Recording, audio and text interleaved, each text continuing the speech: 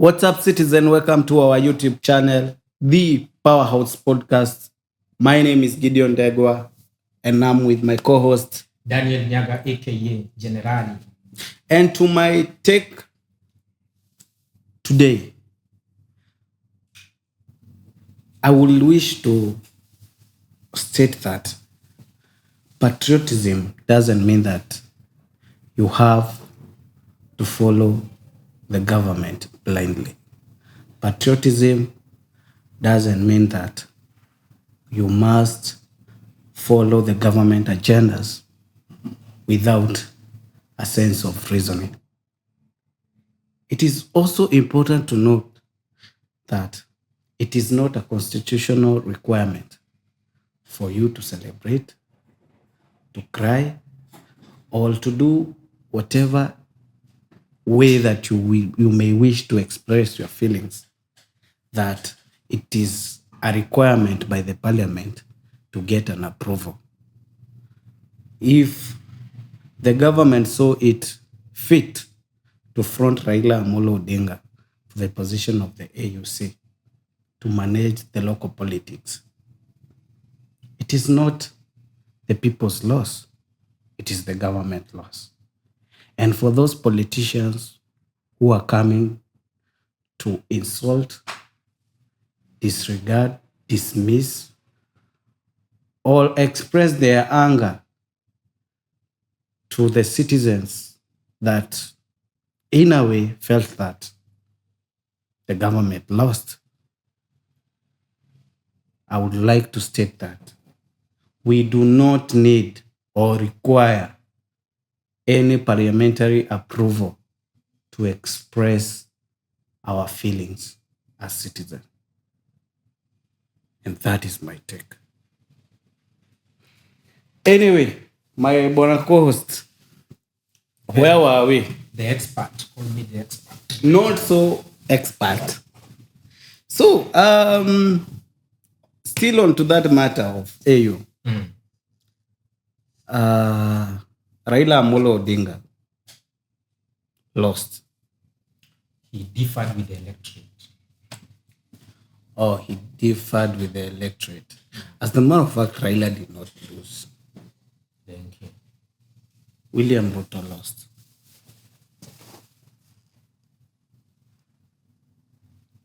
Kenya lost. Yeah, Kenya lost. Kenya is not William Ruto. But the boy, sorry to say, the man or the our president mostly like to dictate in every matter that the state is promoting or trying to express. As a matter of fact, what I feel, the candidature of Raila Amolo Odinga was a state operation. And the state lost. Why are you feeling like as if somebody died? Yes. You have faced your expression. Hata uangali camera. I'm trying to get what you are saying. I'm wondering what is he saying? I'm saying the state lost. And the state is controlled by one William Ruto. So William Ruto lost. And it's quite very clear. No matter how the government agencies want to hide it, they wanted to front Raila Amolo Odinga so that he can remove him from the equation of the local politics. And that's why immediately after Raila lost, you hear some proposal, tunamtafutia kiti pale NADCO, we want to make him the prime minister. The other guy was saying prime cabinet secretary. We already have Mudavadi. I don't know prime what. I mean, you want to do as much as you can as the state just to remove Raila Odinga from the equation. It is very clear. The problem with Kenyans, all of us are political analysts, economical analysts, financial analysts, everything.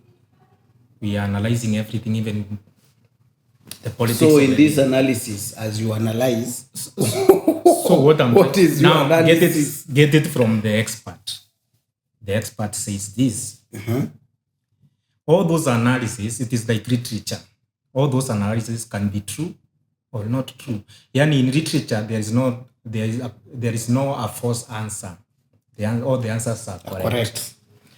But it does not mean it is the final answer.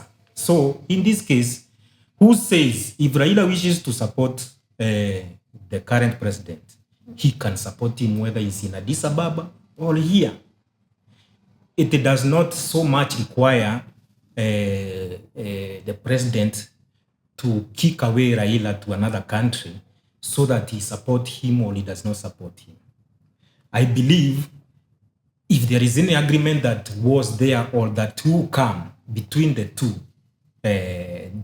functions, that is the function of Raila Odinga and the function of the president, if there is an agreement to support each other, they will still support each other, whether Raila is here or not. And actually, what if in all these analysis of ours, Raila decide to support the president when he's currently here and actively available? What will we say? What will we analyze? So let us not put it so much on someone lost, someone gained. Let us say that we, as the country, had a chance to present a candidate. And not only a country, but even as East Africa, the Jumuiya had a chance. There was a time I heard Kikwete was to vie, but things went the way they went, and they agreed on Raila Amolo Odinga. So as a country, we had a chance to present a candidate. We did not gain the required votes. That's all. Let us keep it at that level. When the politics come, we shall see what we shall be able to see, and they will reveal themselves what they really agreed on that material day when they decided to front Raila Amolo Odinga as the candidate. Because saying that when Raila is not there, Ruto has a good way to win. Actually, even when Raila is not there, to me, even is the most difficult time, because the other people will have even the authority and the freedom to speak their mind, and even to say that we don't follow this and we don't follow this. Actually, when he is around now, he takes over. It was on an interim basis. He might even decide to take over the party again as the party leader. What if, as the party leader, he decides to support the president? What will we analyze? The chief analyzers, what will we say? So let us leave it at there, and we have our votes. We will make a decision there, whether they agree to support each other or not to support each other. The issues of analyzing too much, let us take it as a Kenyan, and the Kenya country has lost, as even the Jumuiya ya Afrika Mashariki. We must talk about it. Imepoteza. We cannot. But we say cannot that- keep on that arguing we will on not talk putting- about it because he lost. We must talk about it. But you cannot keep on putting all the baggage on one person. It was But- a country, and there is no one in this country who came to say that I want also to be fronted. No one. Raila Amolo Odinga did not even. It was not a thing of choosing, or there were no elections somewhere whereby someone wanted to be fronted as the chair, and Raila Amolo Odinga said you cannot, or President William Ruto told him you cannot. I did not hear, or if any Kenya has ever heard for the last 1 year, someone who wanted to be the chairman, And no one he was is denied a chance. and no one is fighting So, Raila being fronted. I believe as it a was candidate. a country, and he was our candidate. Now listen. So You whether see, he lost or not, the problem it with is our you, problem. the problem with government sympathizers, when you are fronting Raila, personally, I didn't have a problem with Raila being a front runner in the candidature of the AUC. But as I had earlier stated, the motive behind it is quite clear by looking at the sum of proposals that are being brought in front by Koech, by Chergai. Those, if you listen to such kind of sentiments, and that's why I agree with Sifuna, that Raila is not a child. Raila is not dead. Raila is a person who can speak for himself.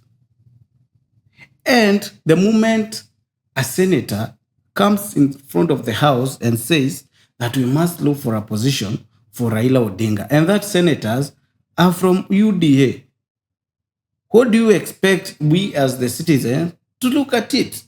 Or we should just keep quiet because it's lost? We keep quiet. We don't talk about it. No, not the problem is when Koech speaks, it is Ruto speaking through him. Exactly. But when Sifuna speaks, It now is that is ODM. where people draw the line. They It start is saying, ODM they speaking. start saying Baba has not spoken. Let us wait for Baba. You see, No, but when Sifuna speaks, it is ODM speaking. He's the spokesperson of let us ODM. agree on this. Sifuna has said it, and you have Yes. put it very well, that Baba is not a child, a pangwe.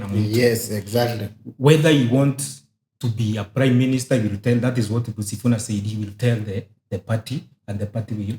Well, whatever you want, if you want to vie, the party will decide, and it is Sifuna who will tell us. Yes.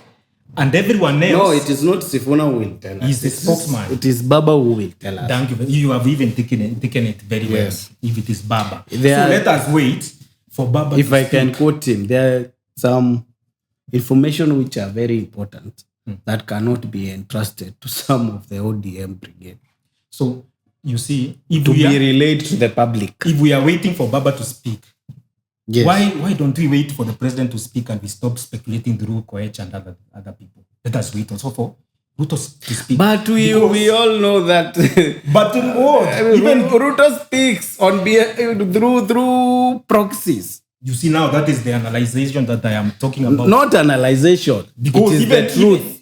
each and every It is the truth. When the deputy speaker of the National Assembly comes out and say, Mr. President, when you tell me to petition a finance bill, tunapitisha. When you tell us to angusha Gachagua, tunaangusha. So what are you saying? I want to ask you, whatever Sifuna is saying is still in the same script with Junet Mohamed. No, it's not. And it is Junet Mohamed who said, sisi ni ng'ombe wako, ukisema hivi tunafuata. Ng'ombe wa nani? At one time, Sifuna said, sisi ni kama ng'ombe. When we follow what Baba says. But then, it is, let us allow democracy. Whatever Sifuna says, we agree. Whatever Nani says, it is his mind. So we agree it's democracy. Yes. Cheregai is saying that they are looking for a position for prime minister. And Cheregai has been speaking, even he voted according, it is alleged that he did not vote for Gachagua to come out to be impeached. It is democracy and no one has. So when someone So let's democracy prevail. yes. Mambo I ya agree Koech has with- spoken, the president has said. Even But Nani has been speaking. it is very clear. Why is Junet speaking and we are not saying Raila has said that whatever Junet is saying, and Junet is saying all manner of things. Yes, Junet is saying that the opposition is in the government. Yes, and as Baba, is that the voice of Baba? Baba has been dominating. So let us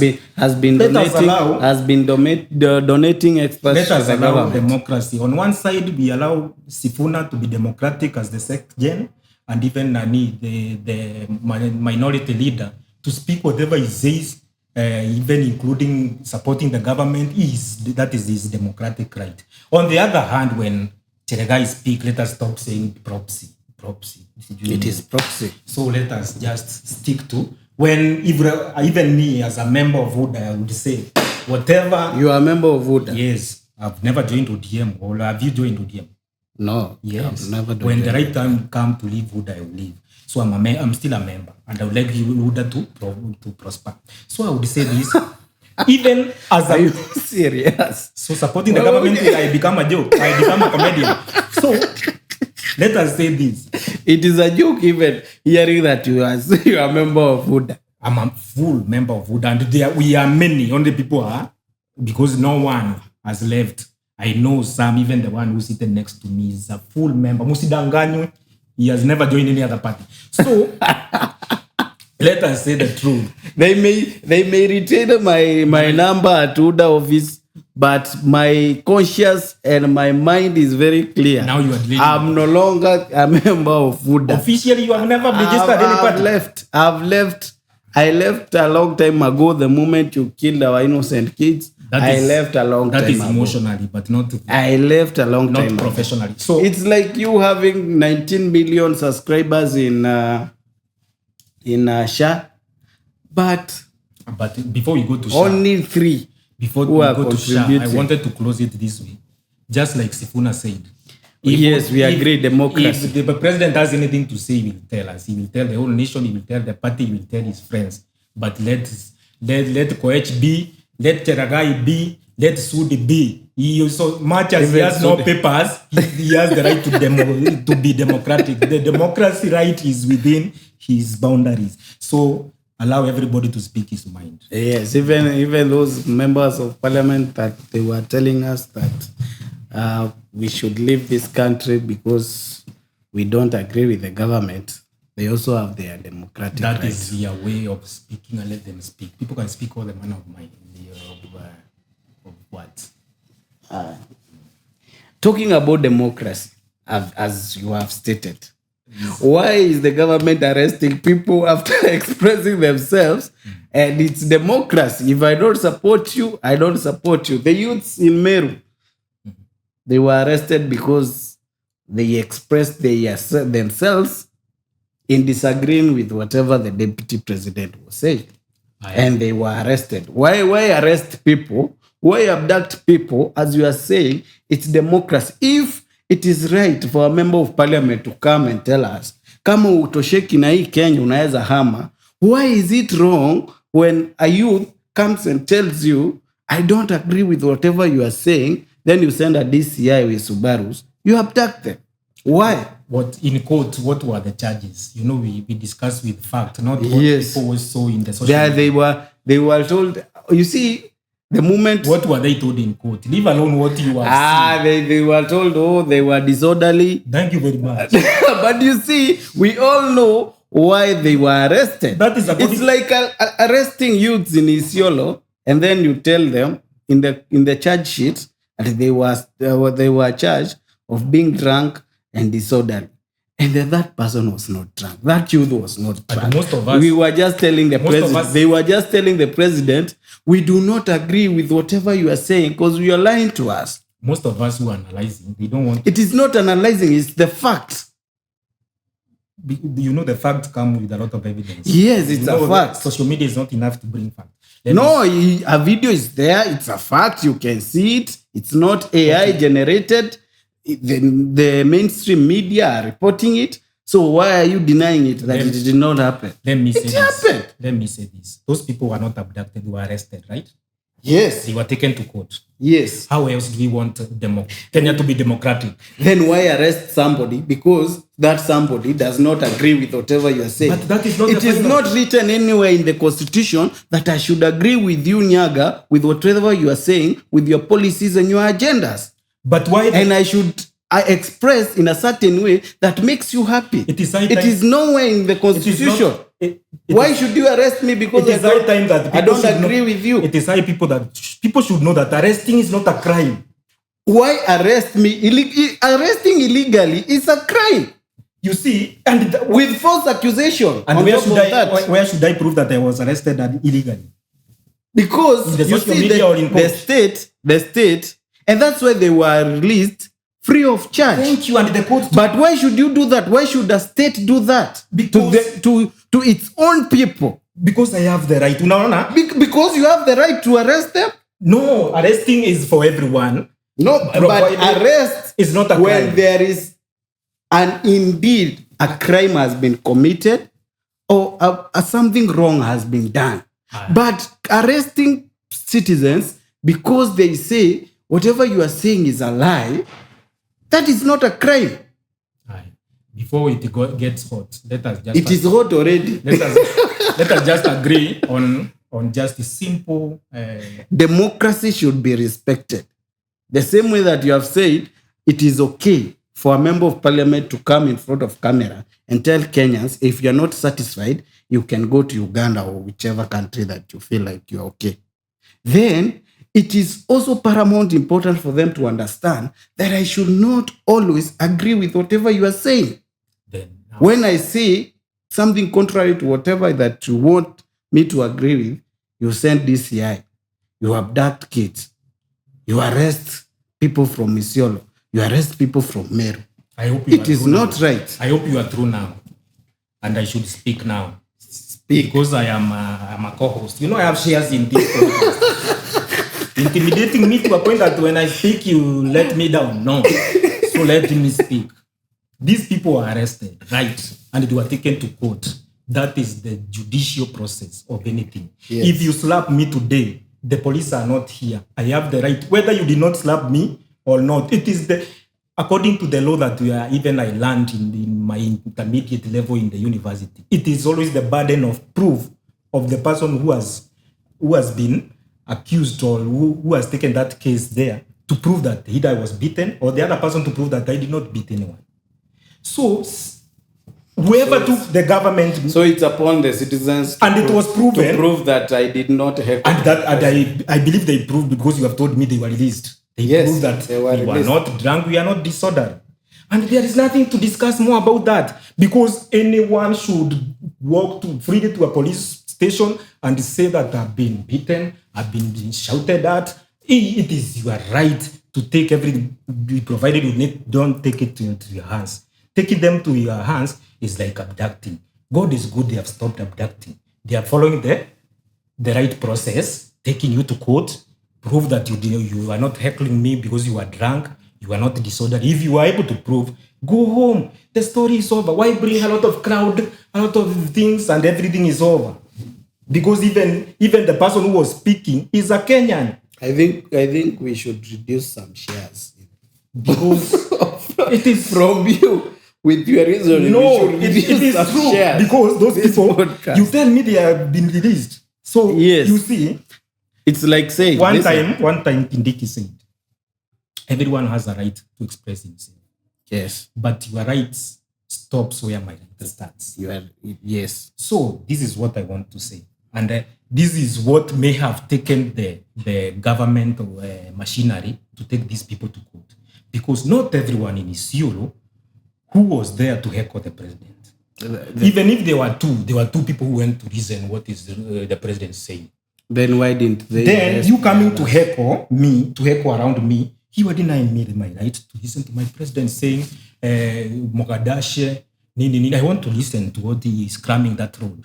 So heckling at me, it is my right to listen and to also listen to the agenda that the president has for me. So you are right of heckling the president ends at where my right starts. So that's why somebody goes to court and say you are disorderly because yes, you are disorderly because you should have listened. And that's why some MP are saying kama hutaki kusikiza rais kaa tu nyumbani. Si ni muongo. Si ukae tu nyumbani ni muongo. Mbona unaenda kusikiza uongo? Because kuna mtu atatoka anataka kusikiza hiyo uongo na ni right yake. No, we cannot sit down and see that our minute, or how do I call it? That caliber of citizens that maybe they are not that enlightened. We cannot sit down and let the political class to take advantage of such citizens. And if we want to bring change, and that's why we have such kind of avenues, so that we can disseminate civic education to that certain caliber of citizens. If we allow the political class, ati sasa kama you don't agree ukae nyumbani, we cannot allow for them to come and ponder lies and ponder all manners of imaginations to that caliber of citizens, whereas we know very well that these people, what they want to do is just to win some votes. But now you have all the power. We cannot let that happen. When we come there and we tell you whatever you are saying, Mr. President, you tell us we are going to host Grammys, it's a lie. When we tell you it's a lie, you want to come and arrest us. You see, like that woman, I want to take you back to that woman who went. It is Nisheria, and that's why the judges sat down to listen. As in Nisheria, like kuna process. If you reason like that, tomorrow they will come for members of this podcast because we are discussing the exactly to do what. They will come and arrest us and take us to court and put all manners of accusations that we are assembling illegally or whatever. then we will have the burden of proof lies So on them. why should we allow such kind of activities of such kind of wrongdoings or wrong arrest to be happening and then keep quiet and say it is the right It is not.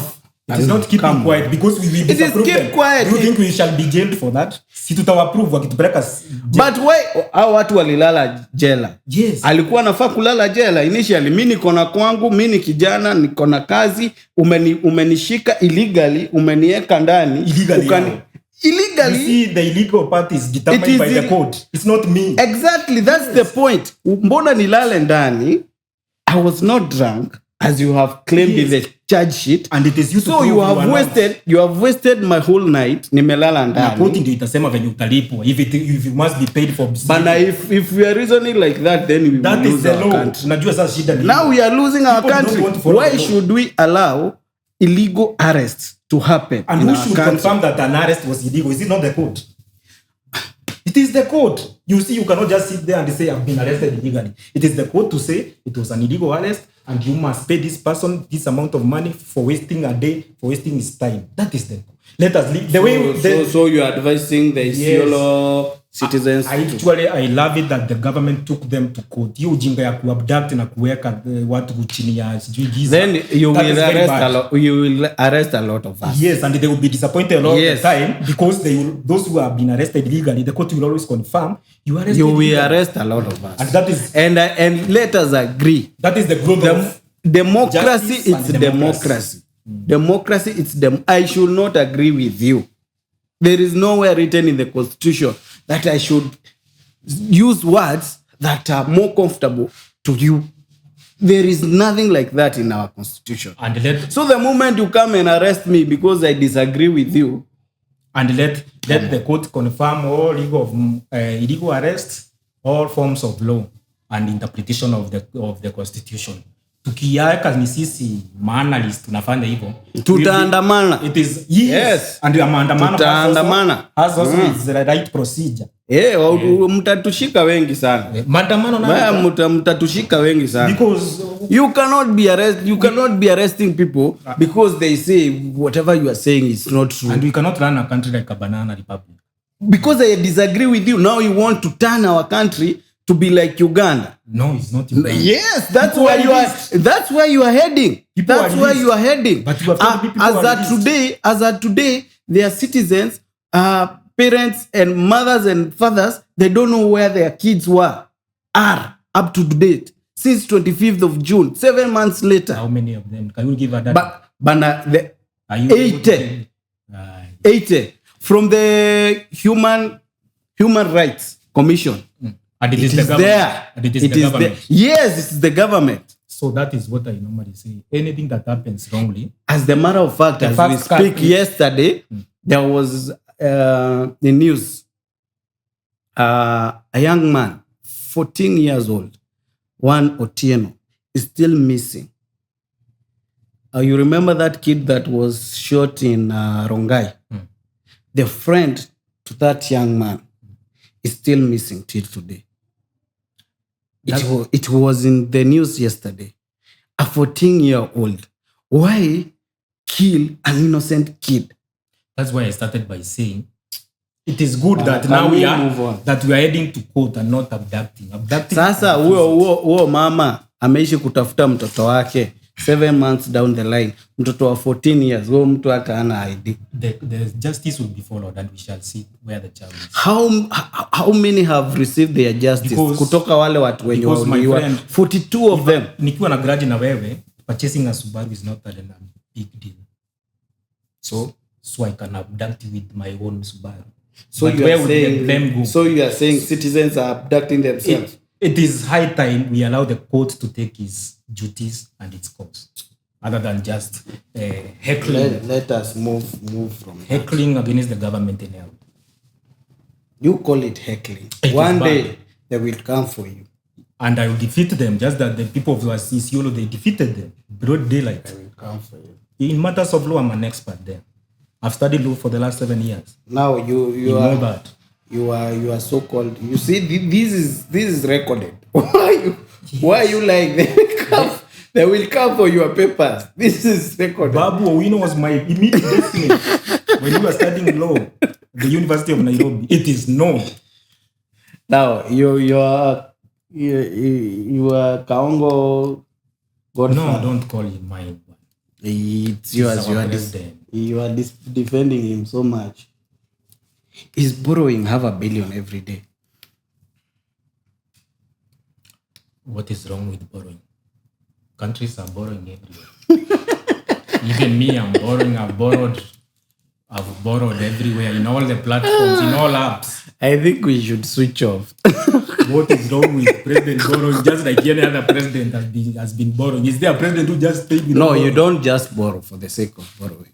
You borrow with a plan. Yes. You borrow with a budget and with a reason of why we're borrowing. Do you know what is $500 million every day? You see, what pains me is you are saying the president is borrowing $500 million every day because we as a country, we are unable to sustain ourselves with whatever we are collecting in terms of taxes. But the CS Treasury is telling us the same country, we are losing $2 billion every day. I mean, surely. So you just look for that 2 billion yenye unapoteza kila siku, ukatanishe na hii $500 million. At least collect basi 1 billion ile unapoteza kila siku. We don't have to borrow the $500 million. And the reason why we are borrowing $500 million, you find that the president has asked for a supplementary budget for the executive to get 8.1 billion for State House and for the deputy president, Kindiki. You see, I don't have a problem with the government borrowing because all government borrow. Even individuals borrow.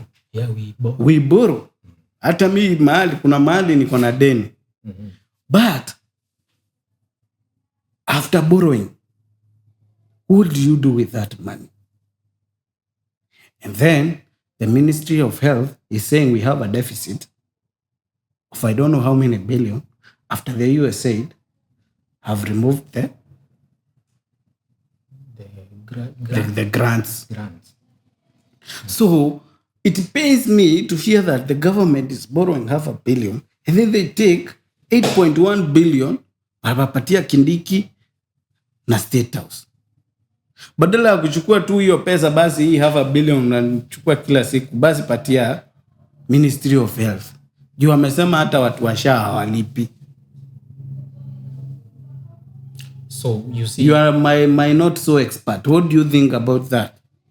It is I don't want to call it careless. It is careless. So lack of plan. And to me, that is budgeted theft. You see, or corruption. Budgeted corruption. There are a lot of ministries in Kenyan state corporation. And all these things, including the office of the president and the office of the deputy president, need money to run. Yes. Whether it is borrowed or taken from the taxes. Yes. So just hearing one side of Kindiki receiving, his office receiving a certain amount of money, and not able to analyze all the other ministries what they are receiving, because I don't believe that in all that amount, all the ministries have received zero, except the office of the deputy president. So this money is evenly distributed, and it is distributed from the treasury, not from the pocket of the president. That one we must be very much aware. So Badi knows where the money is going.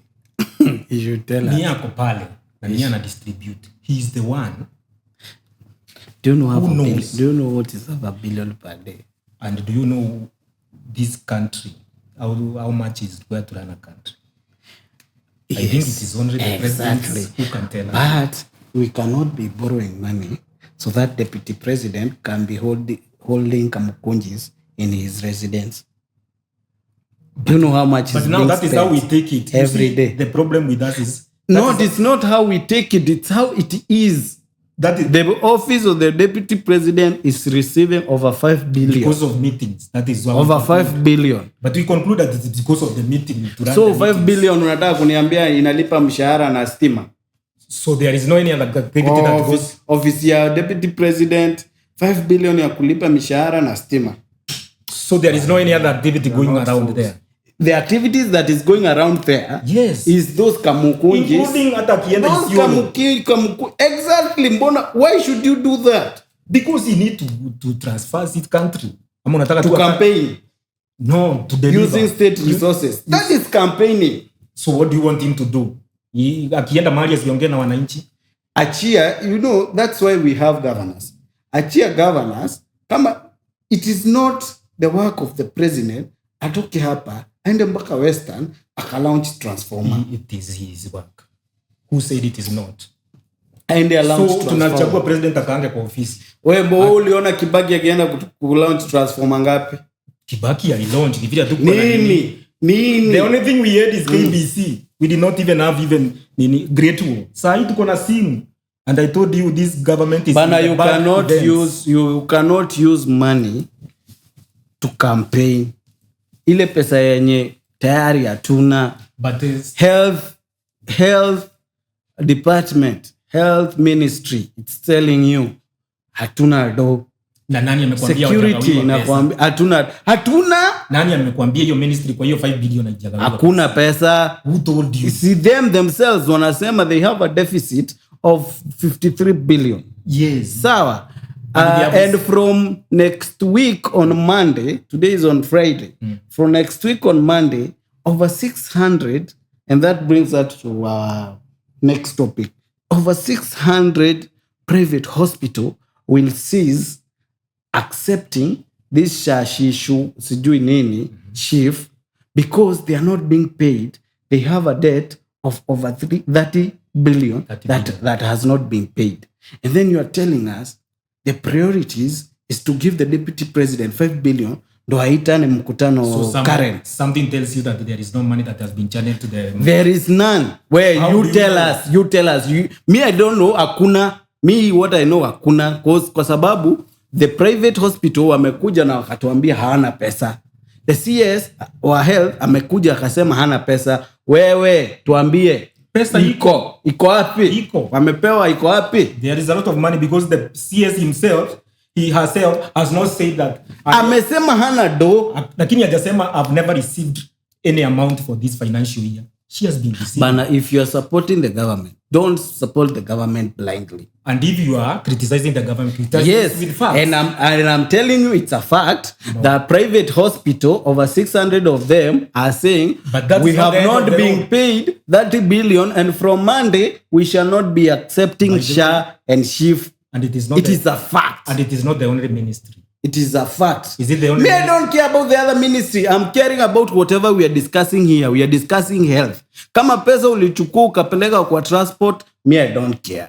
Me, it's right now we are But when it is not discussing in the health. transport, you will care. Yes, I will talk about it. Then If it's too much for you as a president, then resign. It's not too much. Resign. It is you who is not allowing you to work. No, how? But- Me, I'm talking and I'm raising the issues that have been raised by fellow citizens. You see, Mine is just to amplify. the problem is when there is a problem here, now the president wants... We should talk about The it. people want the president to be a fool to bring every resources on If that. the heat is on too that much, problem. get out of the kitchen. But now you cannot get out.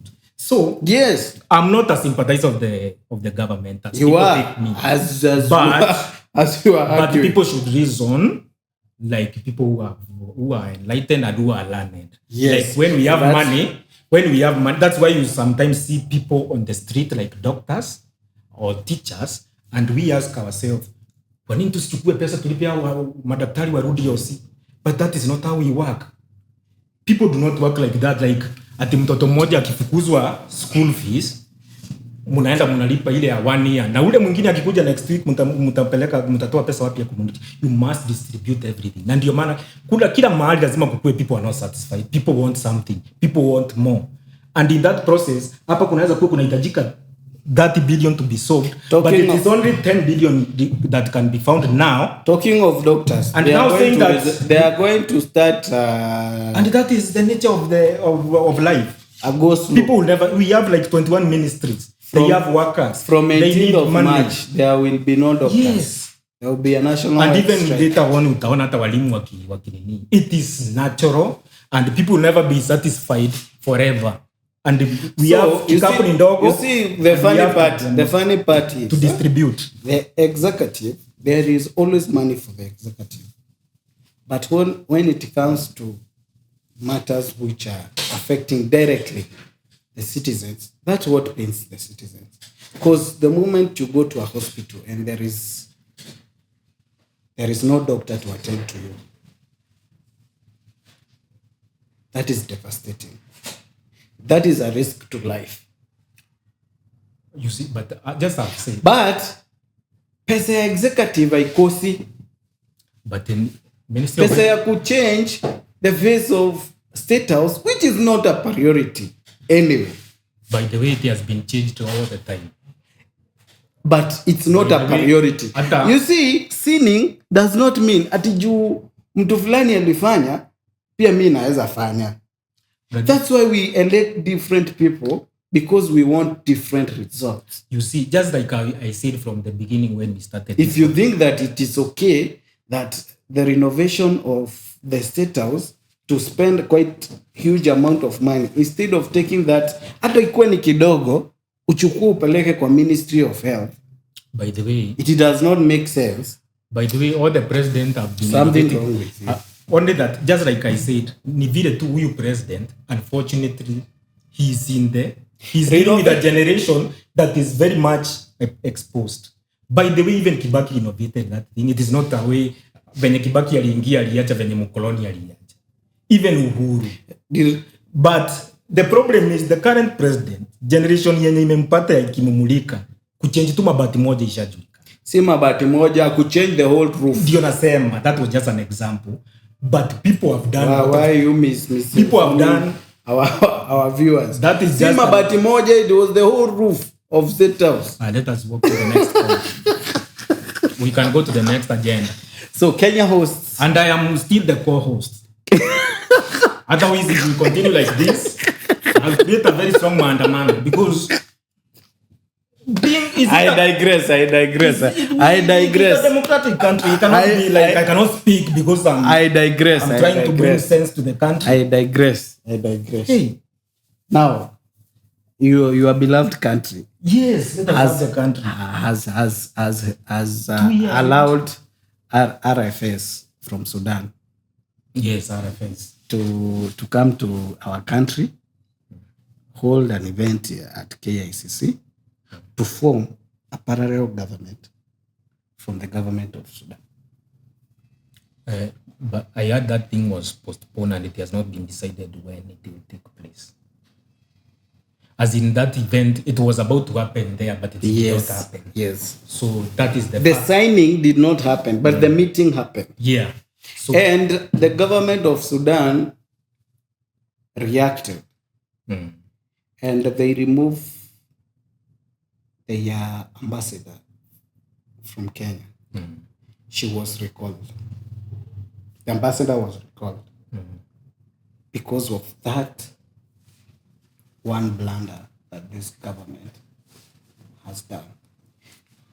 Are we doing well in terms of diplomacy, or we have lost it? one thing I would like to hear from the Prime Cabinet Secretary and the Minister in charge of Foreign Affairs and Diaspora, I would like to hear his statement. Just as I normally say, He did a statement on X I think he did a statement He did a between statement. Jews here, man. Yeah. yesterday. And he was trying to defend the Kenya as a government on the reason why all that happened. And he said what? Me, I did not. That's why I thought you had listened very well, but me sikumpata pia.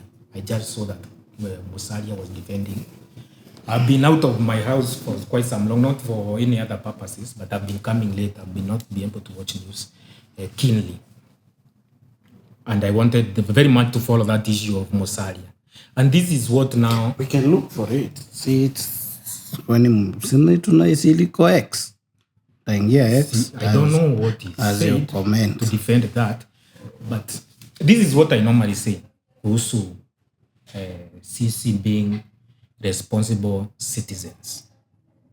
Like, if there is a way that you get to criticize the government, and you have another view, present your view. It is a democratic country. But hii mambo Kenya ni yetu sisi wote, na ndio maana people think that I'm a sympathizer of the government, but it's only that there are some issues not think like this one. You see, like this one of what are they? Those people from Sudan. RFS. Yes, like that one is totally out of order, and I will stand to say it is out of order, but not criticizing everything. Oh, someone has everything. There are some good things that the president can be corrected and do right, but when he does wrong, we must stand also to correct him. And that does not mean there is nothing right he's doing. Sure. But you see the moment, like this one, like the way we have talked today, then a police officer comes and arrests you because you have said that whatever you are saying. Yeah, that's my feeling, and I'll still defend it in the court. So you should be arrested. It is okay for you to be arrested because no problem. By the way, if you want to arrest me for saying that it was wrong for bringing those Sudanese in KICC, you can arrest me and I'll defend myself. How long have we been rolling? Okay. We need them in more agendas. So, have you finished? Nimeona hiyo statement ya nani? So because I want to get kubwa sana. I want to get what he said. Statement on the situation in the Republic of Sudan. This was done on the 19th February 2025 by Office of the Prime Cabinet. And he calls himself doctor. There are a lot of doctors in government, including Dr. Sudi. Now, one, the government of the Republic of Kenya continues to closely monitor the evolving political and security situation in the Republic of Sudan. The conflict in Sudan, which has dragged on for 22 months now, continues to devastate a nation that just 4 years ago was on a positive trajectory of stability, democracy, and prosperity for its people. Regrettably, Sudan's democratic process was cut short, and the resultant crisis degenerated into a ravaging internal war. It's a lot. This statement is asoma lakini atakata kwa. No, it's okay. It's okay. Ni venye mimi nachoka kusoma hizi vitu. The government sympathizers should read it. Kenya has historically hosted refugees. Those who are refugees according to Bodavari. Kenya has historically hosted refugees. And that's Labsika. But you have jumped up to the sixth point. Yes, this is where maybe the point is. You see, I want us to name. Yeah. So what is wrong with us hosting refugees? You see, Kenya is really serious. We are hosting refugees. You see, the problem is the leader of that militia group was sanctioned by UN. Mm-hmm. I wanted to read that statement. You can ignore the call. Yeah, it was sanctioned by the US. Is it the US, the UN, or the AU? But that leader has already been sanctioned. Mm-hmm. So technically, we are not supposed to be involved in such matters as a country.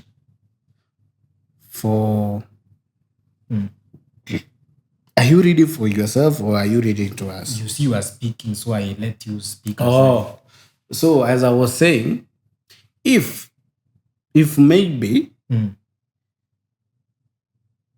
it was peace negotiation that was supposed to be happening at KICC, then that would make a lot of sense for our country to host such kind of an agenda.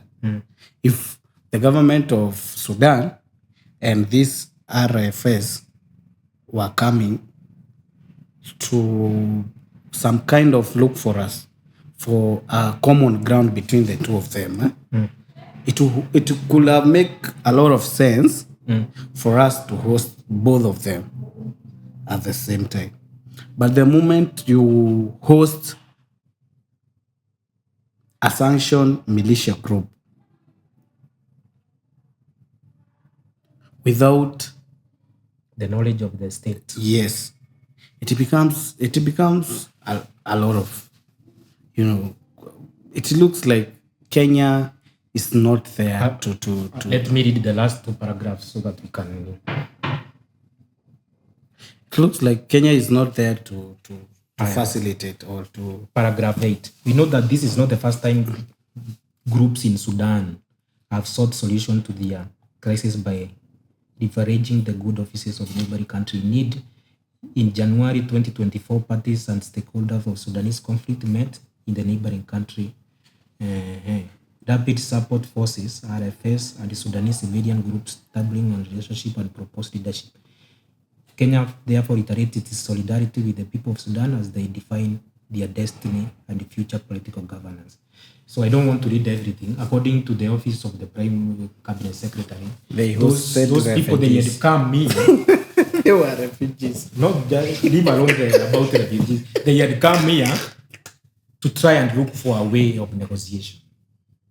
You see, it's like Yes, that's what I'm saying. If they came here to look for a way to negotiate with, it is like me and you are not in agreement, but I go to look for a space at our friend's house and I tell him, give me your sitting room for today. I want to deliberate. So it was not that this is according to the office. They did not come here to form a parallel government. They had come here just because of those disagreements. But as a particular group, what are they agreeing to take to the table later with the other rivals so that they can bring peace? And they are saying, Musalia is saying, as Kenyans, we are not to provide such platforms. Like Sisi tuongee, it's like ODM talking amongst themselves and Duda talking among them, they will meet. So that the RFS were here to speak about how they can be together in the discussion with the other rivals so that we can bring peace in Sudan. That is according to the statement.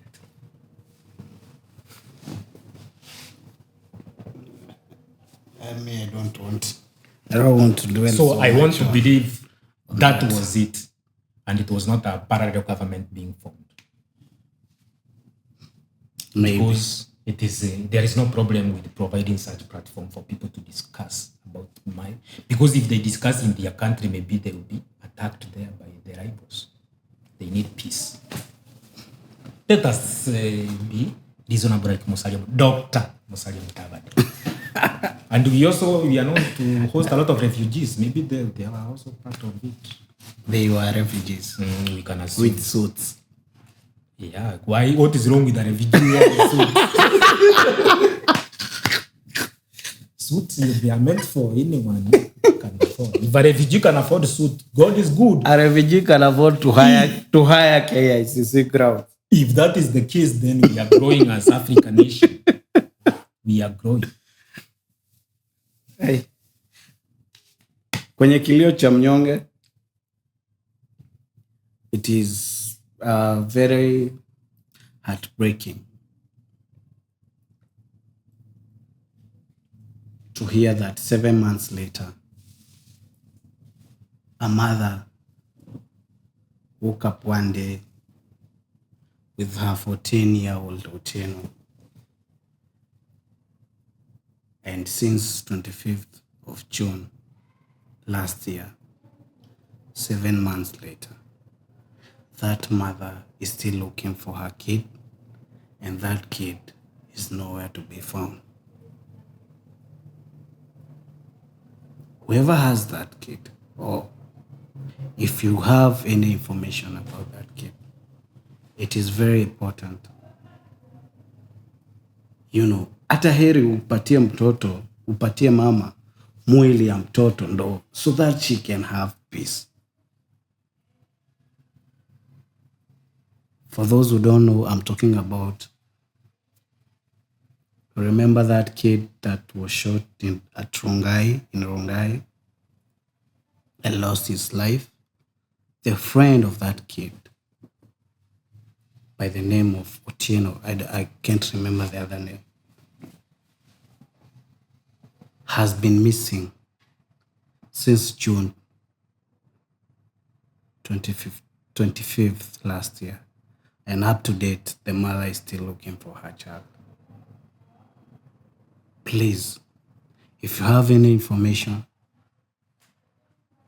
just go to the nearest police station, or maybe our security agencies, you have any information that can help this mother to settle. Please, it is very important, so that she can have peace of mind. Hiyo ndo kilio cha mnyonge leo. And for that, from my end, nasema peace, chukua kura, subscribe, like, share.